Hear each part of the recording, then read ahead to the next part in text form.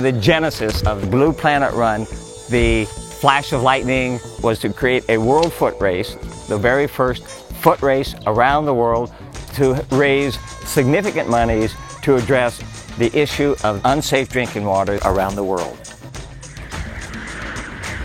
Running was the first way we communicated across distance. It's the reaching out, the helping hand, the passing on, and water is such a visceral thing. We have all been thirsty.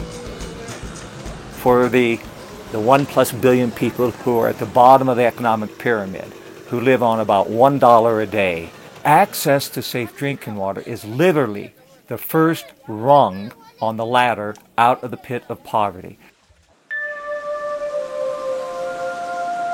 Water. Clean, safe, life-sustaining water. Without it, there is no life. And yet 20% of the world's population, about 1.2 billion people, has no access to safe drinking water. Every single day, 1 billion people spend at least 3 hours fetching and carrying drinking water.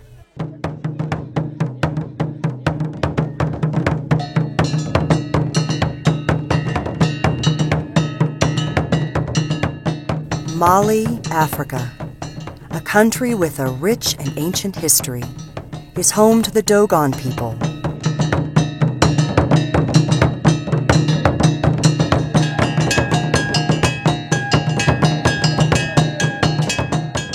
Here, as in the rest of the world, unsafe drinking water and poor sanitation causes 80% of all health-related sickness and death.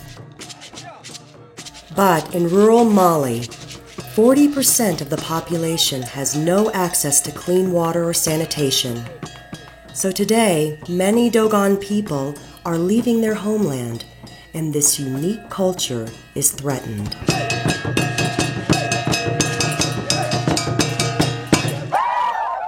"90% of Mali's population lives on less than $2 a day. Their average life expectancy is 48 years.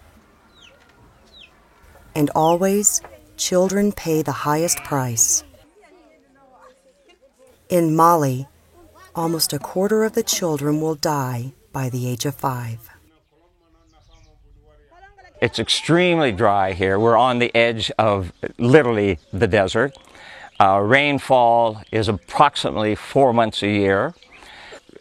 The wells during that period of time, they have many waterborne diseases. This is the type of water that if you drink it, you really do have a good chance of getting ill.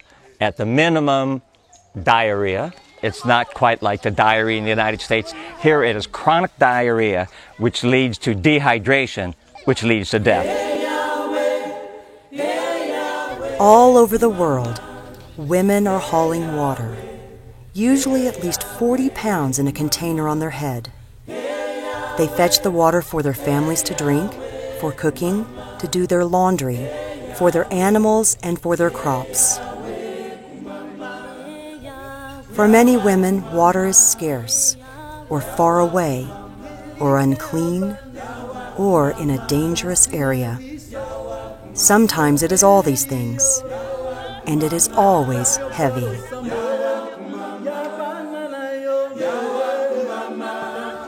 In many places, children, especially girls, spend so much time helping their mothers carry water that either they do not attend school or fall so far behind that they just quit.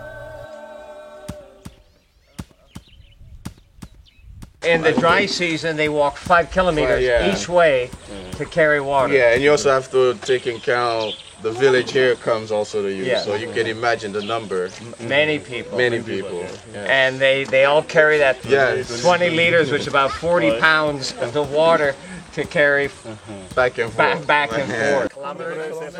The World Health Organization estimates that 80% of all sickness in the world is caused by waterborne diseases or water-related issues. More people die from unsafe drinking water than any other cause.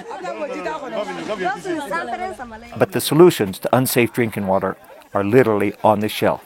They are simple, low-tech solutions that can be employed by people with very, very basic know-how, and they are really inexpensive. For about $25, we can bring safe drinking water to one person for life.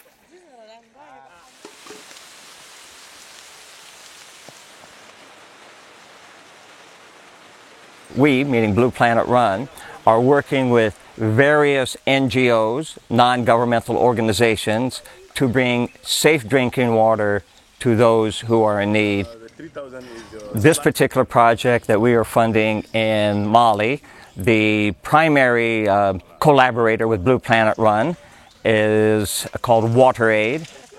They last year brought safe drinking water to 639,000 people.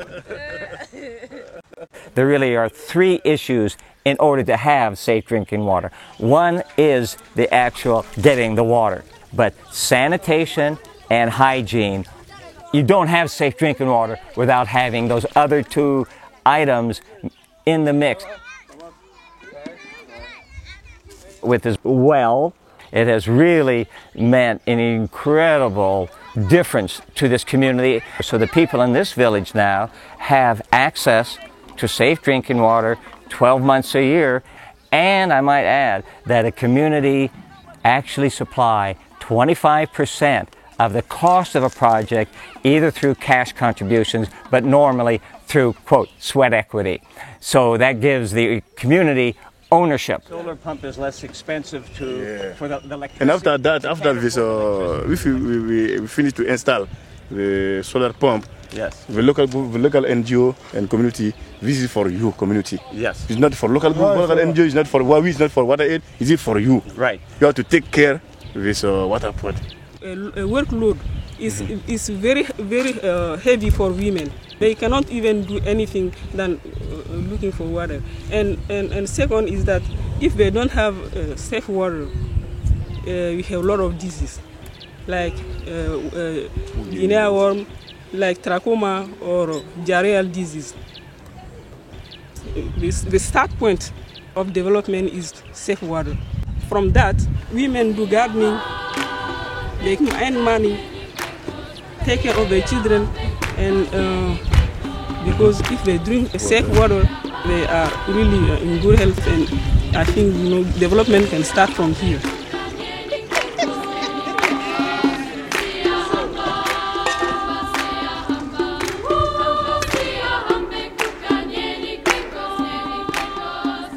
Why a race? Blue Planet Run has a goal to raise $5 billion using the World Foot Race as the mobilizing point to bring safe drinking water to 200 million people by the year 2027. Creating political will is another major portion of this, because this race, as it goes around the world, this will help create a movement and a pressure on governments, because for the cost of 2 nuclear submarines, which would cost about $2.5 billion apiece, you could bring safe drinking water to 200 million people.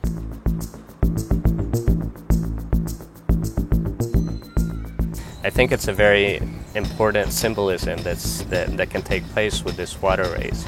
And water is one of the things that really connects all the communities, that are working together on a similar issue. And a foot race that literally connects all these people, across the world is going to have a huge impact on the way people see it.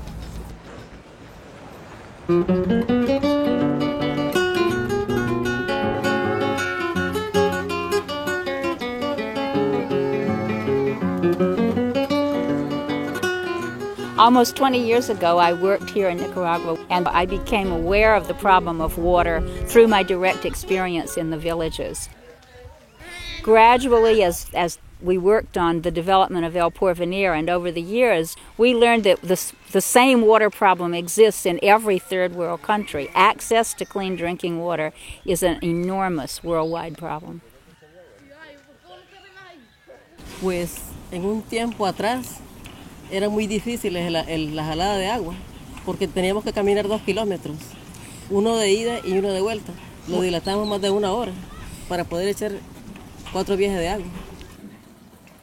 The first and most basic kind of project we do is sanitation, a family latrine for every home. It is urgently necessary to have sanitary facilities in the village before you develop a potable water project.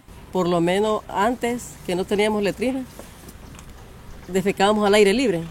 Pues ahora sí tenemos letrina y hay menos enfermedades porque mantenemos aseadito todo. This community transformed itself within the past year. Los Esteros built a latrine project, a water project, a new lavandero for the women to wash, and started reforestation, all within 1 year.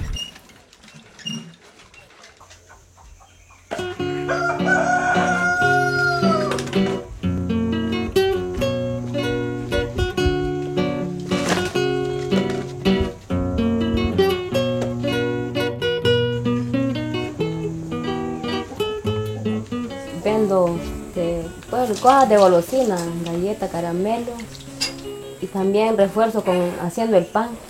Puedes ayudarme con eso.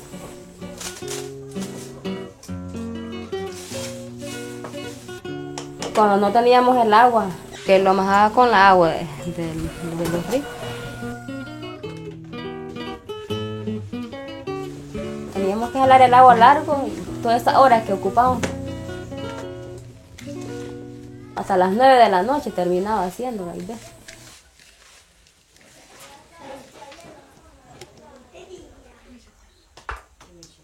Se oía siempre los rumores de la gente, que cochinaba, yo no me gusta.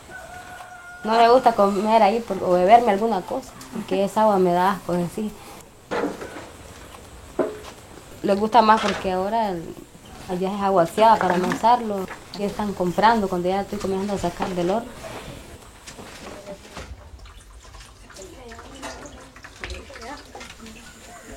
Aquí lavábamos, bebíamos agua de allí, de ese pozo. De ese pozo que se mira pura luz. Todo eso hacíamos con esa agua. Y se meten los sapos. Mire que en la mañana me daba asco, porque a veces amanecían mierdas de sapos. Sucia el agua. Agua sucia, se mira que es el agua. Pero así la bebíamos nosotros por necesidad. This village was fortunate to have a really good spring above at least 50% of the homes. When there is such a spring, we are able to build a reservoir, and the water runs by gravity in PVC pipe down to the homes. And this spring is powerful enough to supply water to 23 families in a spigot at their back door. Ha habido un cambio porque acuérdate, bebíamos agua sucia y lo llenábamos de parásitos bastante. Ahora por lo menos bebemos agua limpia, aseada, y mis hijos no se enferman casi ya.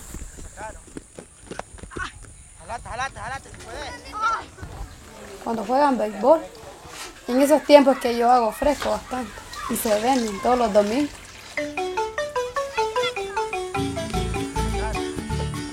Entonces si uno vendía agua de la sucia, entonces no los compraban.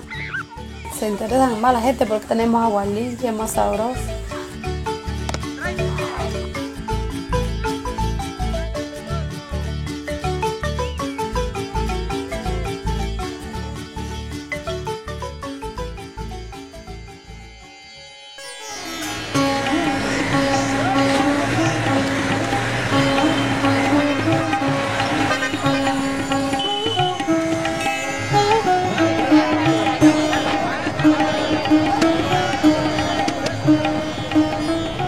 I said, don't compare India and the third world and the south to what's happening in the west.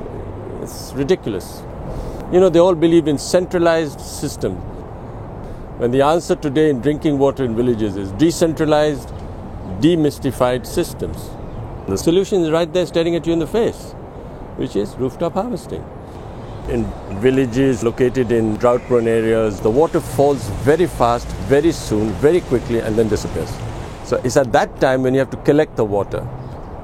We found in our villages, in the schools that we have rainwater harvesting, the attendance of children go up just because of rainwater.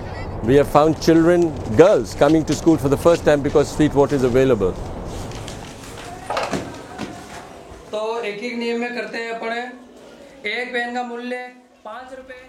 These simple pipes are connected to the roof. In one season, if there is good rainfall, then we are able to collect 100,000 liters of rainwater. That is good for us, for 400 children, for 3 months, for drinking. So this water is without any contamination. Thousands of schools all over the world have no drinking water. They have to walk 7-8 miles for water. So when water is falling down on their roofs, why not collect it? It's the most inexpensive, commonsensical thing to do. You reduce the drudgery of women. Women don't have to fetch water for their school children. You reduce the drudgery of children who go to fetch water during school hours. Schools and children and women, I mean, no one can object. And that's why we started the Global Rainwater Harvesting Collective, based on our experience in the Barefoot College over 20 years, where we collect over 50 million liters over 13 states of India. For the cost of one drilling rig, you can collect 12 million liters of rainwater in 200 schools and give jobs to 1,000 people for 4 months. The sustainable and the cost-effective solution is to give people jobs, let them dig their own tank, let them repair their own tank, let them control the water, let them own the water. And this is a revolutionary idea in communities today, that the people should have control over their own water source. They say that an American family uses more water in one day than a family of 4 in India for 4 months. It's how you use the water and how much you save it and how much you respect it. You don't have to have a bath every day, you have a bath every 3 days because the water is not available. You can do for less, you can do it for much less, you can recycle the water. There's so many ways that they do it. It's a real experience seeing how they respect the water they have.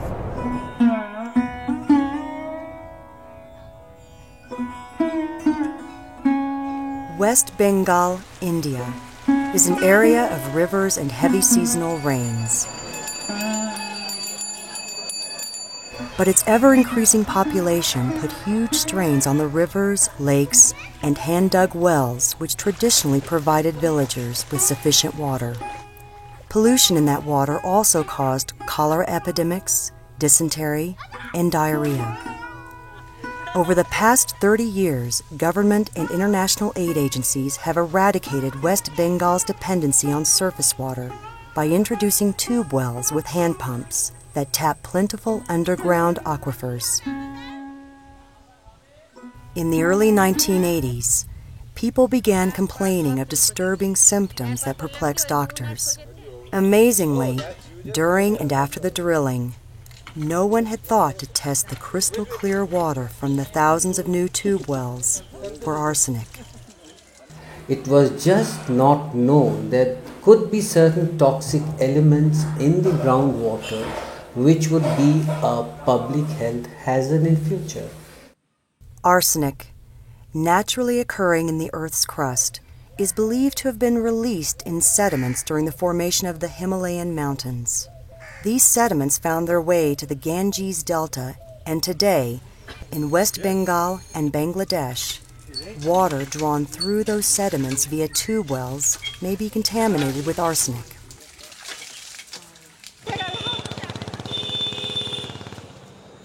The biggest problem with arsenic is it has no taste, it has no odor, it has no color. So the local people had to be told that what you are drinking is containing this absolute poison. We all started off with Nibas Roy. He has been exposed to a quantity of arsenic. I think it was 1200 microgram per liter. Now the allowed limit is just 10. I got him admitted in the hospital. They said you have to amputate the hand. So they thought cutting here would be enough for him. Later on they found the cancer cells already spread this level. So they cut him again. So finally they ended up here, the third stage. and his family has been victims of such poisoning. Both the sons in a gap of 2 years died. If you talk about Kamala Devi, she has reached an irreversible situation. You just see, this is the dorsal keratosis, dorsal side. If you see her feet, this is already the gangrenous stage. Now later on it will go into gangrenous cancer, nothing can be done. Now it is too late. So she has reached an irreversible situation. Although estimates vary, the West Bengal, Bangladesh arsenic exposure may include as many as 150 million people.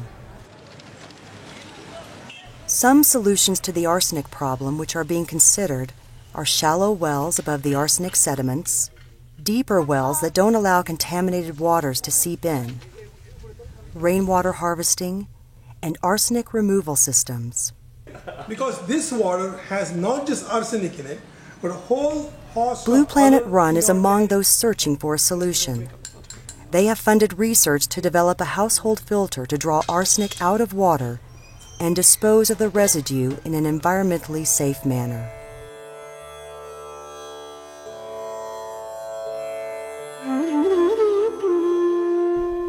So when you are down and out, where nature appears to be conspiring against you, you're willing to try anything. See, drought is a great incentive also. When we first came here, in summer the hills were barren, degraded, denuded, and it was hot. There was nothing, you couldn't live, there was no water to drink also. Since water was not available and there was very little rainfall, the people would migrate, sometimes 8 months in the year, and the families didn't have an opportunity to live. There was no education for the children. What did we do? We said, do it the way nature does. Water falls from the heavens down to the earth and runs down the slopes and into the rivers. So you trap rain where it falls. The entire suite of treatment had one focus, that was to trap rainwater where it fell, to slow it down as it's running, to force it underground after it has been stopped. Now when you consider what's available today, I mean it's the difference between heaven and earth. And if you can treat a watershed, then not only do you harvest all the possible water that you can, it also creates tremendous dynamics which affect the social, cultural as well as economic life of people. Ever since water has been harvested in this village, people have started migrating in. In fact, I would say we have the household of a farmer just down this hill over there. He was a distressed migrant, but today he has come back. We had no water. When the watershed work started here, agriculture became viable. So now they could cultivate. He has now improved his farmland. He says he's built a house, he's taken vegetables and different crops. He has enough to live on now here, and he has no intention of migrating, nor does he see the need at all. Today all the children go to school because they do not have to take their sheep and cattle for grazing. It's no longer a child's burden. The one who was really affected in education was the girl child. Many of them are completing their high school. One could say that watershed development has had a special beneficial effect on women. Women are the primary stakeholders in the watershed because they need water for cooking, for bathing, for household use, but besides this they also need water for their cattle. The women would have to collect water twice a day. They would have to walk 2 to 3 kilometers in the morning and 2 to 3 kilometers in the evening just to collect a head load of water.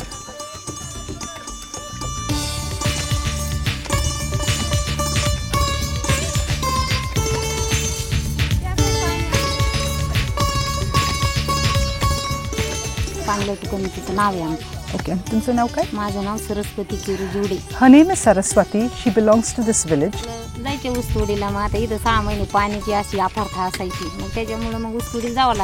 They did not have water for about 6 months in the year.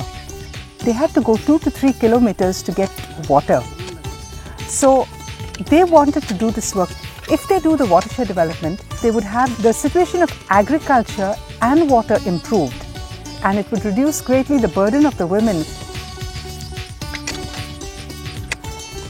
The moment women get together, for whatever reason, the first issue that they would like to address is the drinking water problem. And gradually, we realized that this was an opportunity to be used, that women could be empowered, that women could participate in decision making. They started deciding as to what trees or saplings needed to be planted, those that would benefit them directly, those that would benefit the family.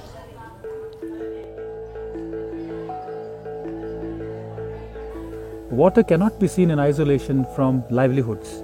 You must see water as part of the entire life cycle of a community. And so it has to be linked to not only drinking water, but water for agriculture, for livestock, for production. So we use the whole problem of scarcity of water or lack of it and a degraded environment to bring people together to regenerate the environment, because the environment is the basis of their sustenance and their livelihood.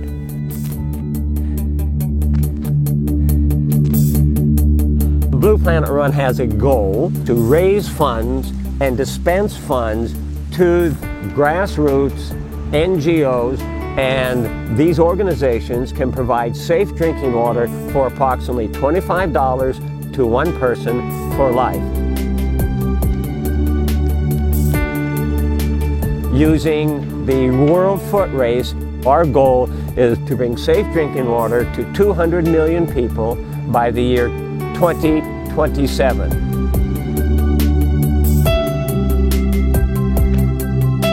It is going to happen. This race around the world will happen. We will bring safe drinking water to those who presently do not have it.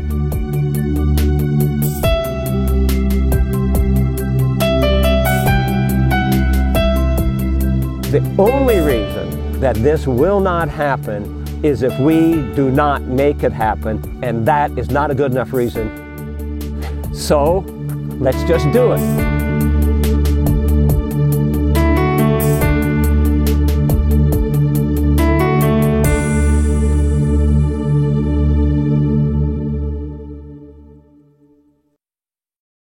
See la la la.